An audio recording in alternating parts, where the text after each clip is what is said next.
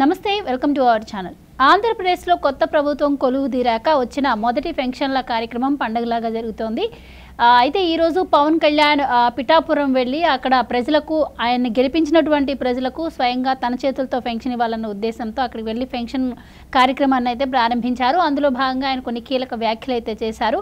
తనకు ఎంతో ఇష్టమైన పంచాయతీరాజ్ శాఖను తీసుకున్నానని, అది అధ్యయనం చేసేందుకు తనకి కొంత టైం పడుతుందని, మరి ఈలోపే ఖజానా ఖాళీగా ఉండడంతో తన జీతాన్ని కూడా కొంతమేర వదులుకున్నట్టయితే కొన్ని వ్యాఖ్యలు అయితే చేశారు. మరి ఆయనకంత ఇష్టంగా తీసుకున్న పంచాయతీరాజ్ శాఖను ఆయన ఎలా ప్రక్షాళన చేయబోతున్నారు, అలాగే మరి వాలంటీర్ లేకున్నా సరే సచివాలయ ఉద్యోగుల చేత ఇంత గ్రాండ్గా మరి పెన్షన్ల కార్యక్రమం అయితే పూర్తయింది. మరి వీటన్నింటి గురించి కూడా తెలుసుకునే ప్రయత్నం అయితే చేద్దాం. మనతో ఉన్నారు టీడీపీ స్పోక్స్ పర్సన్ సూర్యదేవర లత గారు. నమస్కారం. నమస్తే. సో ఈరోజు పెన్షన్ల కార్యక్రమం గ్రాండ్గా జరుగుతుందని చెప్పుకోవాలి ఆంధ్రప్రదేశ్లో. అందులో భాగంగా మరి పవన్ కళ్యాణ్ గారు ఈరోజు పిఠాపురం వెళ్ళారు. అక్కడ తనని గెలిపించిన వాళ్ళందరికీ కృతజ్ఞతగా తన చేతులతో పెన్షన్ కార్యక్రమం స్టార్ట్ చేయాలని చేశారు అని చెప్పి ఆయన కొన్ని మాటలు కూడా అన్నారు.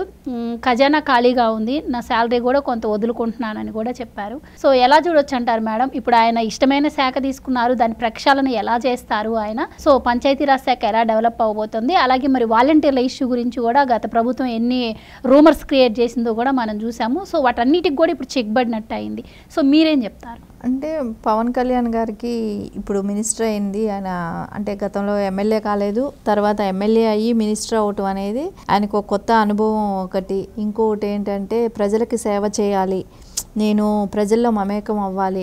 ఆయనకి ఒకటే కాన్సెప్ట్, ఎమ్మెల్యే అయినా అవ్వకపోయినా కూడా నేను ప్రజలకి దగ్గరగా ఉండాలి, సో నేను ప్రజలకు ఏదో ఒకటి చేయాలి అనేదైతే ఆయనకి ఖచ్చితంగా ఉంది. కాబట్టి ఈరోజు ఆ పెన్షన్స్ దీని గురించి ఆయన అక్కడికి వెళ్ళటం కానివ్వండి, ప్రజలకి ఆయన అంటే అంటే పంచాయతీరాజ్లో కూడా ఆయన తీసుకున్న తర్వాత ఆయనకి ఎన్ని రకాల లోటుపాట్లు అనేది అన్నీ తెలుస్తున్నాయి. సో ఎంత అప్పుల్లో ఉంది, ఏ రకంగా వీళ్ళు దివాలా తీశారు, రాష్ట్రంలో ఎన్ని పనులు పెండింగ్లో ఉన్నాయి, అవన్నీ మనం ఎలా చేయగలుగుతాం. సో వాటర్ సోర్సెస్ కానివ్వండి, విలేజెస్ రోడ్లే కానీ, ఇలా ప్రతిదీ పంచాయతీరాజ్కి సంబంధించిన విషయాలన్నింటిలో కూడా ఆయనకి చాలా పనులు పెండింగ్లో ఉన్నాయి. దానిలో నిధుల కొరత బాగా ఉంది. వీటిని అన్నీ మనం ఎలా రికవర్ చేయగలుగుతాం. సో ఆయన చెప్పిన విధానంలో కూడా ఇంకోటి కూడా చెప్పారు. అంటే ఆయన సెక్రటరియట్లో ఆయన బిల్డింగ్కి మరమ్మతులు చేద్దామన్నా కూడా వద్దని చెప్పాను, మళ్ళీ దానికి నిధులు వేస్ట్ అని చెప్పేసి, అందుకని అది అవసరం లేదని చెప్పాను, తర్వాత చూసుకుందామన్నాను. అక్కడ ఫర్నిచర్ కూడా నా సొంత డబ్బులతో నేను ఫర్నిచర్ పెట్టుకుంటున్నాను అని కూడా చెప్పడం జరిగింది. అంటే ఈ రాష్ట్రం ఉన్న ప్రాబ్లమ్స్, అంటే రాష్ట్రంలో ఇప్పుడు ఉన్న ఇబ్బందులు అనేది కూడా మనకు ఖచ్చితంగా అందరికీ అదే బాధలో ఉన్నారు. దీనిలో అంటే మినిస్టర్స్గా పనిచేసే వాళ్ళకందరికీ కూడా కత్తి మీద సాము లాంటిదే. ఎందుకంటే ఇబ్బందుల్లో ఉన్న రాష్ట్రం, సో నిధుల కొరత, సో అయినే వాళ్ళు అన్నీ చేయాలి, అన్నీ కంప్లీట్ చేయాలి. ఏదైతే ప్రజలకు మనం చేస్తామని వాగ్దానం చేశామో అవన్నీ కంప్లీట్ చేయాల్సిన బాధ్యత ఉంది. ఇవన్నీ చూస్తుంటే ప్రజలకు చేయాలి కాబట్టి, సో మేము ఇవన్నీ ఎలా ఫిల్ఫిల్ చేస్తామనేది ఎవరు మంత్రిగా ప్రమాణ స్వీకారం చేసిన వాళ్ళందరిలో కూడా ఇప్పుడు వాళ్ళకి అదే కొంచెం కష్టంగా అనిపిస్తుంది. కానీ వీటికన్నిటికీ కూడా నారా చంద్రబాబు నాయుడు గారు అనుభవం, ఆయన ఉన్నారు కాబట్టి వీళ్ళకందరికీ ఒక భరోసా కూడా. పవన్ కళ్యాణ్ గారికే కావచ్చు, లోకేష్ గారికే కావచ్చు, ఇంకా మిగతా మంత్రులకే కావచ్చు, ఎవరికైనా కూడా అండి, అందరూ కొత్తగా వచ్చిన వాళ్ళే. ఇక్కడ ఎక్కువ మంది కొత్తగా మినిస్టర్స్ అయిన వాళ్ళే ఉన్నారు దీనిలో, ఈ టీంలో. సో అందుకని బాబు గారు డైరెక్షన్లో వాళ్ళు పనిచేయటం చేస్తే ఖచ్చితంగా వాళ్ళకు దీన్ని ఎలా ఓవర్కమ్ చేయగలుగుతాం, ఇప్పుడున్న ఈ కష్టమైన పరిస్థితిని మనం ఎలా ఓవర్కమ్ చేయగలుగుతాం అంటే నారా చంద్రబాబు నాయుడు గారు డైరెక్షన్లో వీళ్ళందరూ కూడా వెళ్తారు. సో అందుమూలన రేపు పొద్దున మనం రాష్ట్రం ఇంత దివాళ్ళలో ఉన్నా కూడా ఇప్పుడు ఇవి మనం ఏదైతే చెప్పాం, సూపర్ 6 ఏదైతే చెప్పారో, సో అవన్నీ కూడా అంచెలంచెలుగా చేయటానికి కూడా సో బాబు గారు రెడీ అవుతున్నారు. సో చేయాలనే దీనిలో తాపత్రయంలో ఉన్నారు. సో దాని మూలనే కదా ఈరోజు అంత అంటే ఎవరు కూడా ఇంత సాహసం చేయలేకపోవచ్చు. 7,000 రూపాయలు పెన్షన్ ఈరోజు ఇస్తున్నారు అని అంటే ఇంత సాహసం ఎవరైనా కూడా, అందరూ ఏమన్నారు, గెలిచిన తర్వాత మొహం చాటేస్తారు, ఇవ్వరు, తెలుగుదేశం మోసం చేస్తుందని అపోజిషన్ పార్టీలు చెప్పడం మొదలుపెట్టాయి. కానీ అది బాబు గారు చేసి చూపెట్టారు.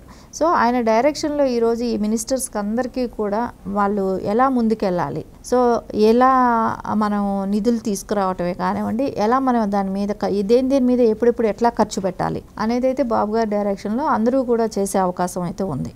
ఇప్పుడు పవన్ కళ్యాణ్ గారి విషయానికే వస్తే ఆయనకి ఎంతో ఇష్టమైన శాఖ పంచాయతీరాజ్తో పాటు ఇంకొన్ని కొన్ని శాఖలు కూడా ఆయన తీసుకున్నారు. ముఖ్యంగా దాంట్లో నిధుల కొరత చాలా ఉంది ముఖ్యంగా చెప్తున్నారు. అసలు వచ్చిన నిధులన్నీ ఏమైనాయి? పంచాయతీకి పోకుండా ఎందుకు ఈ నిధులను పక్కదారి పట్టించి రిషికొండకి వేస్ట్ చేశారు? సో అది కూడా ఆయన అడుగుతున్నారు. అండ్ ఇంకో విషయం, ఆయన ప్రధానంగా ఎన్నికల ముందు ప్రజల్లో తిరుగుతున్నప్పుడు ఆయన గమనించిన విషయం ఏంటంటే చాలా మందికి తాగడానికి వాటర్ లేదు అన్న విషయాన్ని ఆయన గమనించి అందుకు కావాలని ఆయన పంచాయతీరాజ్ శాఖను అడిగినట్టు కూడా ఆయన చాలా సందర్భాల్లో చెప్పారు. సో పక్కనే గోదావరి ఉన్నా కూడా ఆ జిల్లాలో వాళ్ళకి నీళ్లు లేవని, జల్ జీవన్ మిషన్ నిధులు ఉన్న దాన్ని వాడుకోలేదని చెప్పి కూడా ఆయన మాట్లాడుతున్నారు. సో వాళ్ళ కోసం ఆయన ఎలాంటి కృషి చేసే అవకాశం ఉంటుందంటారు? ఎవరైనా పర్యటిస్తున్నప్పుడే అక్కడ లోకల్ ఇష్యూస్ అన్ని తెలిసే అవకాశం ఉంది. అదేలాగా పవన్ కళ్యాణ్ గారు కూడా అక్కడ పర్యటించినప్పుడే ఆయనకి అక్కడ ప్రాబ్లమ్స్ అన్ని కూడా అప్పుడే చూశారు. సో అందుకని ఆయన ఏదైతే అక్కడ బాగా ఇప్పుడు వాటర్ అనేది నిజమే, గోదావరి పక్కనే వెళ్తున్న తాగేదానికి నీళ్లు లేకుండా ఉన్నప్పుడు ఎంత రకమైన బాధలు ఉంటాయి అనేది తెలిసిన విషయం. సో